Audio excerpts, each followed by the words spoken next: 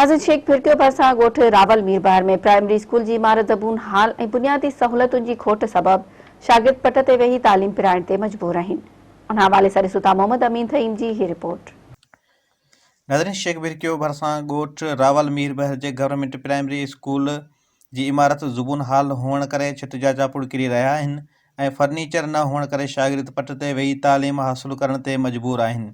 ॻोठाणनि शागिर्दनि सुल्तान मला, रिज़वान मला, बाबू मला, मुरीद मला मेरहन टीवी सां ॻाल्हाईंदे चयो त असां चूंडियल नुमाइंदनि ऐं एजुकेशन डिपार्टमेंट के काफ़ी दरख़्वास्तूं ॾिनियूं आहिनि पर केर बि ॿुधण वारो कोन्हे।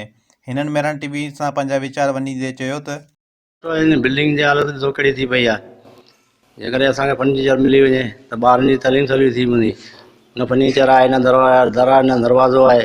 ॿार त ॾिसो इन सर्दियुनि में मींहं पट ते वेठा तालीम कनि त इहो बि हिकिड़ो पीपल्स पार्टी सदाईं इन स्कूल में स्कूल में बाक़ाइदा पोलिंग थींदी आहे। रावल मीरबहार इन में सदाईं खटियो आहे, हारायो न को फर्नीचर आहे न छा आहे। हीअ बिल्डिंग जी हालत न को अहिड़ो को बस आहे को सवलो अचण वञण जो।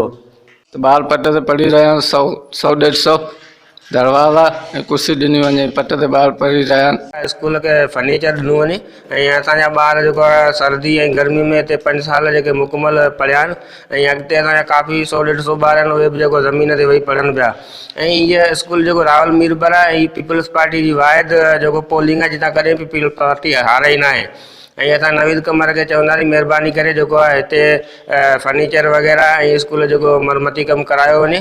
असां साईं नवीद कमर साहिब खे ऐं एजाज शाह साहिब खे ऐं जेको एजुकेशन ऑफिसर आहे ज़िलो टोनो मोहम्मद खान जो असां डीसी साहिब खे इहा अपील था करियूं त महिरबानी करे जेको इहे असांखे फर्नीचर वग़ैरह ऐं हिन जो सामान वठी ॾिनो। असांजो इहो मुतालबो आहे पीपल पार्टी खां त हिते स्कूल में 5 साल खां हिते कुझु न फर्नीचर आहे न दरियूं दरवाज़ा आहिनि। ॿारनि खे सही तालीम कोन थी ॾिनी वञे। महिरबानी करे हिते फर्नीचर ॾिना वञनि ऐं दरियूं दरवाज़ा लॻाया वञनि। असां टंडो मोहम्मद खान डीसी खां अपील कंदासीं ऐं सैयद नवीद कमर शाह ज़मान खे अपील कंदासीं त असांखे हिते फर्नीचर ऐं दरियूं दरवाज़ा स्कूल खे लॻाए ॾेई वञे। असांखे स्कूल ठाराहे ॾिनो वञे ऐं दरियूं दरवाज़ा ॾिना